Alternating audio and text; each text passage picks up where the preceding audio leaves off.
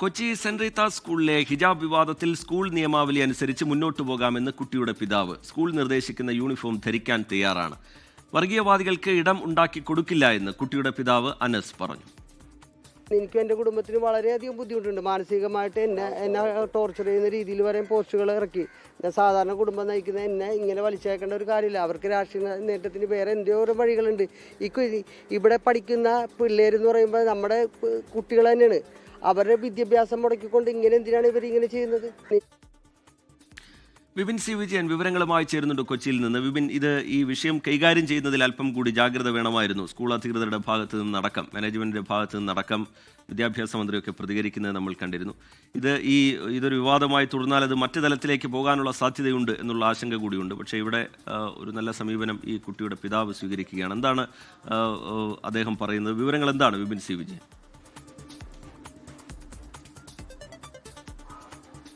രജിത്ത്, 2 ദിവസമായി നിലനിൽക്കുന്ന ആ ഒരു പ്രശ്നത്തിന് രമ്യതയിൽ ഒരു പരിഹാരം ഉണ്ടായിരിക്കുന്നു, ഒരു സമവായം ഉണ്ടായിരിക്കുന്നു എന്നുള്ളത് വളരെ ആശ്വാസകരമായിട്ടുള്ള ഒരു കാര്യമാണ്. ഇത് പള്ളുരുത്തി സെന്റ് റീത്താസ് ഹൈസ്കൂളിലായിരുന്നു കഴിഞ്ഞ ദിവസം ഈ ഒരു പ്രശ്നമുണ്ടായത്. ഹിജാബിന് വിലക്ക് എന്നുള്ള നിലയ്ക്കുള്ള വാർത്തകൾ പുറത്തു വരികയും ഈ കുട്ടി പിന്നീട് സ്കൂളിലേക്ക് വരുന്നില്ല. ഒപ്പം തന്നെ സ്കൂൾ തന്നെ 2 ദിവസം അടച്ചിടേണ്ട ഒരു അവസ്ഥയും ഉണ്ടായിരുന്നു. ഇപ്പോൾ ഇന്നലെയും ഇന്നുമായിട്ട് ഈ സ്കൂള് പ്രവർത്തിക്കുന്നില്ല. അത്തരത്തിലുള്ള പുറത്തു നിന്നുള്ള ആളുകളുടെ ചില ഭയപ്പെടുത്തലുകളൊക്കെ ഉണ്ട് എന്നുള്ളത് കൂടിയാണ് ഈ മാനേജ്മെന്റ് പറഞ്ഞിരുന്നത്.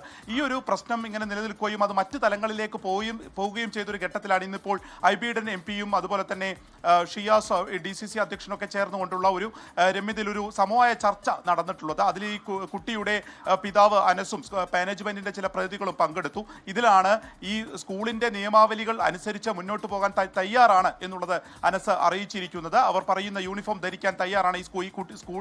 സ്കൂളിൽ തന്നെ കുട്ടിക്ക് പഠിക്കണമെന്നുണ്ട് തുടങ്ങിയിട്ടുള്ള കാര്യങ്ങൾ ആഗ്രഹം പറയുകയും ചെയ്തിട്ടുള്ളത്.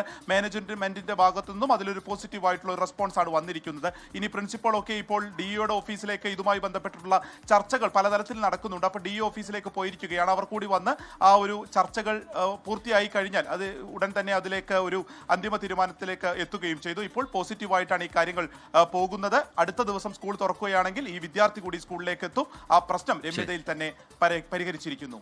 ലോകത്തെവിടെയായാലും ഏത് സമയത്തും 24 വാർത്തകളും ഓഗ്മെന്റഡ് റിയാലിറ്റി പാക്കേജുകളും എക്സ്പ്ലെയിനറുകളും വിശദമായി കാണാൻ ഞങ്ങളുടെ YouTube ചാനൽ നിങ്ങൾക്ക് സബ്സ്ക്രൈബ് ചെയ്യാം.